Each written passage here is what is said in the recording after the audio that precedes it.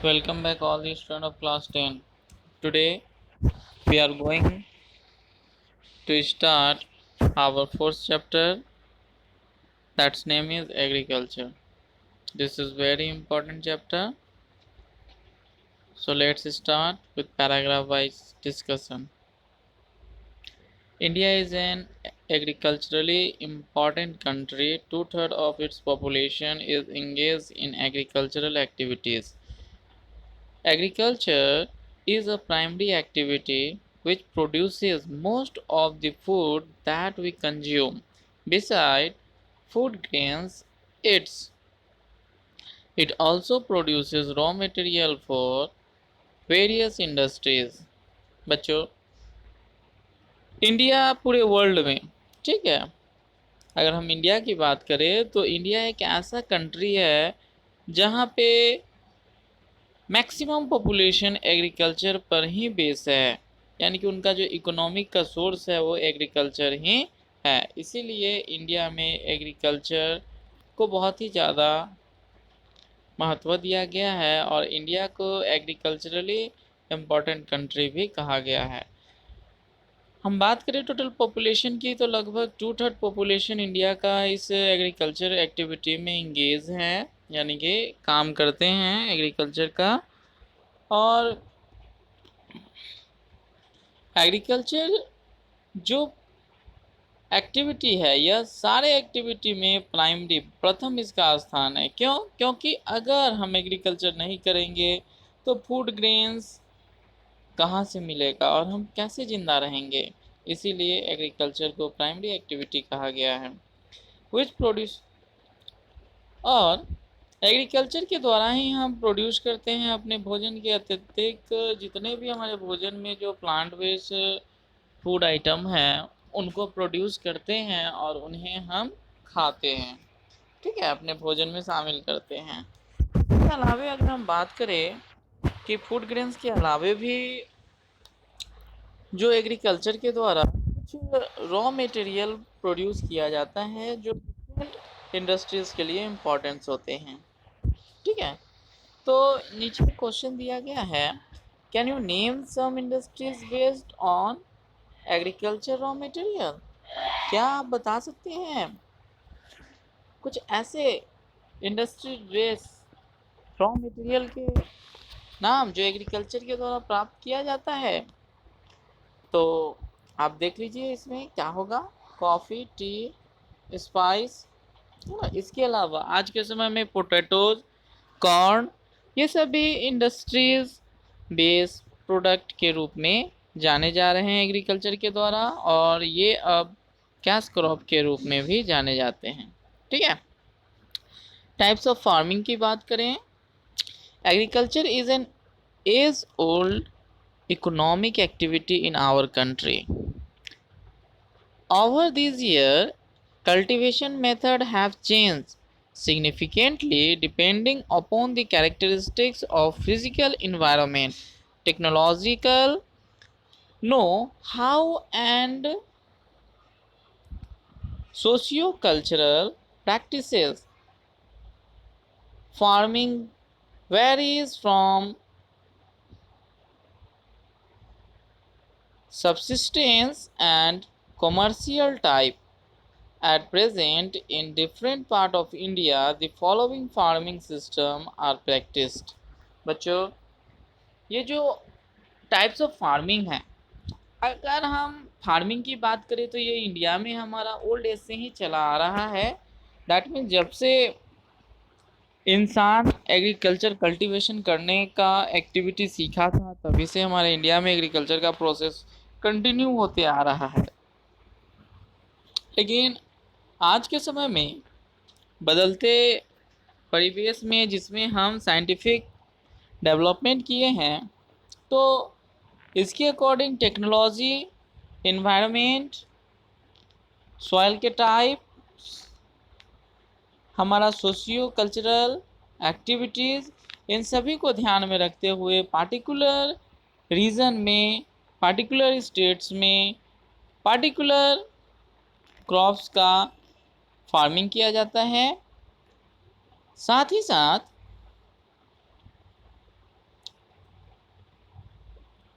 Different types of crops का production होता है और अलग अलग तरह के जो आज इंडस्ट्रियल रॉ मटेरियल हमारे क्रॉप्स बने हुए हैं उनका कॉमर्शियल टाइप प्रोडक्शन के लिए भी यूज किया जा रहा है।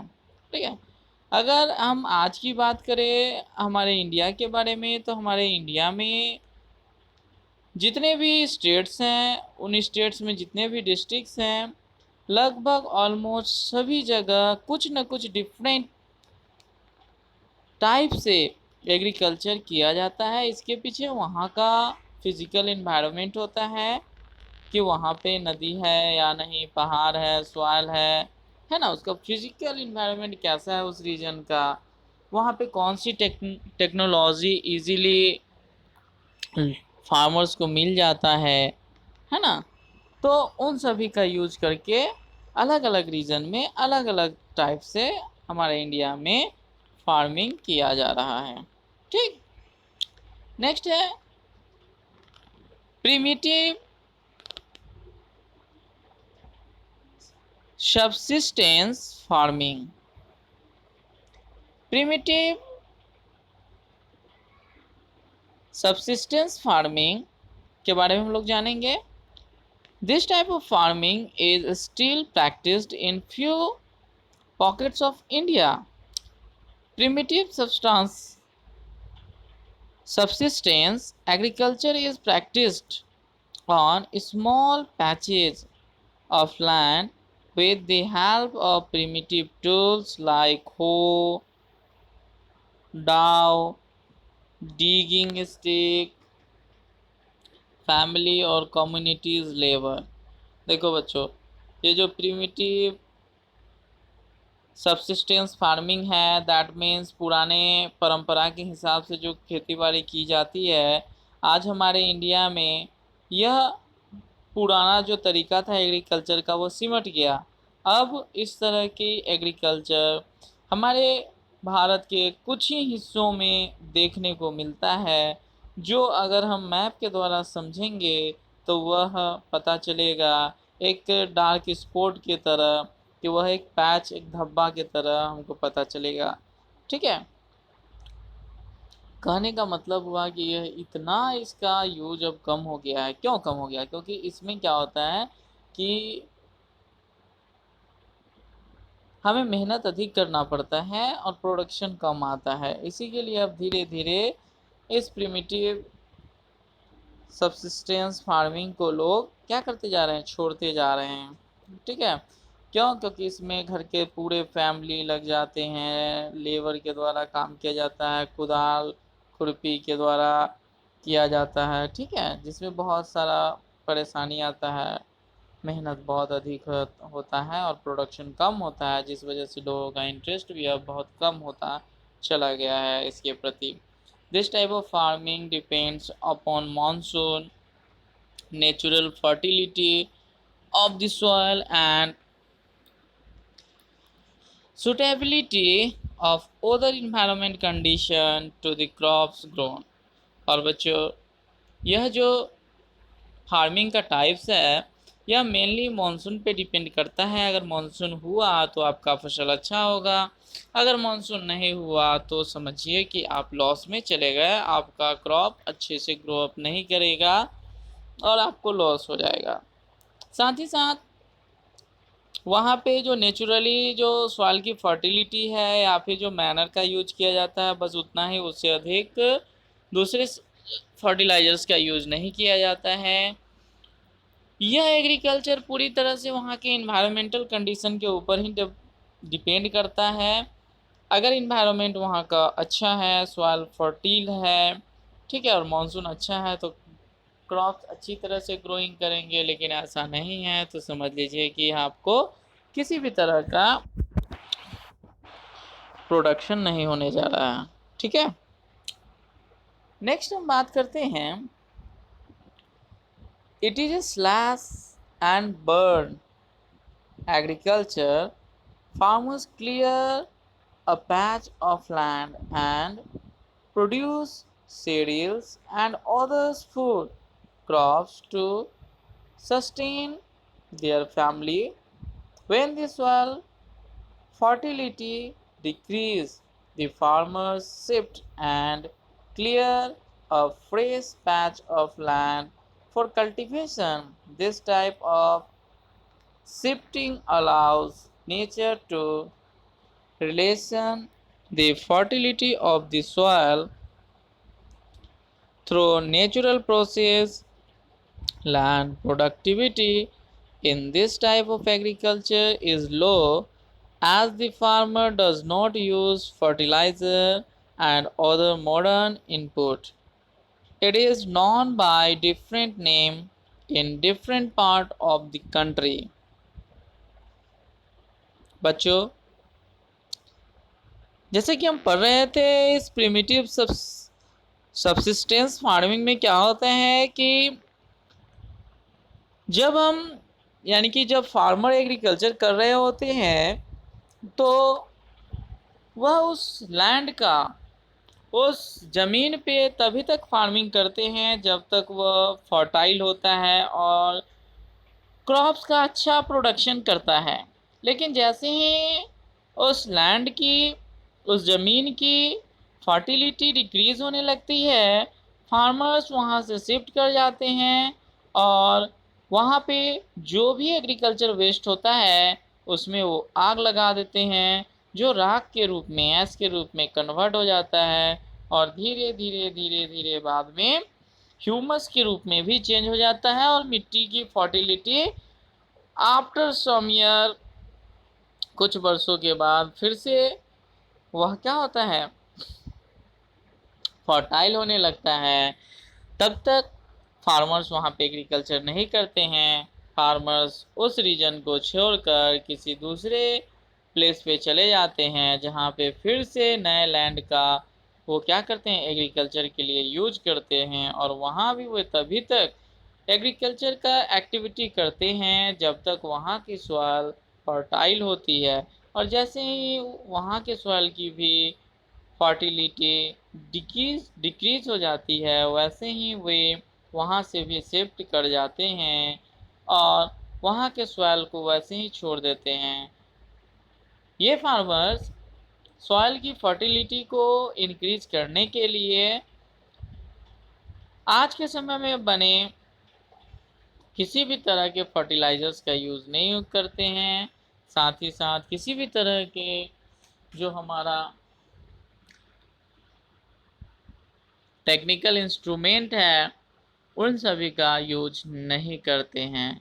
ये बस कुछ ऐसे ही फार्मिंग करते रहते हैं कि किसी भी रीजन में जाके पर्टिकुलर लैंड को क्या करते हैं पहले जो थोड़ा बुशेस टाइप की लैंड होते हैं है ना जहाँ पे जंगल झाड़ बहुत उगे होते हैं उनको क्या करते हैं ये जाते हैं कटिंग करके इनको आग लगा देते हैं। उसके बाद जितना भी राख है उसको साफ करके उसमें वो खेती करना शुरू करते हैं। फिर जैसे जैसे सॉइल की फर्टिलिटी डिक्रीज होती जाती है वैसे वैसे वो वहाँ से भी शिफ्ट करके किसी दूसरे ऐसे ही पैच ऑफ लैंड को ढूंढते हैं और उसे साफ करके वे अपना एग्रीकल्चर का प्रोसेस कंटिन्यू करते हैं।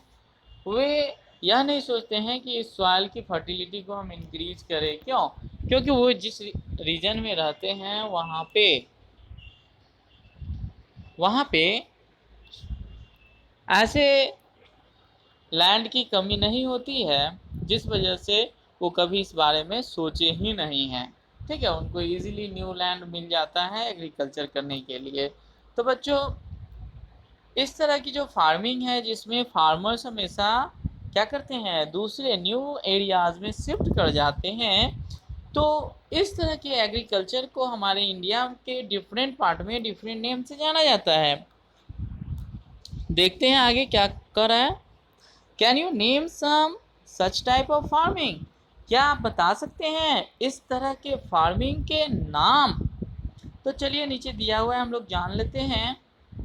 It is jhuming in north eastern state like Assam, Meghalaya, Mizoram and Nagaland.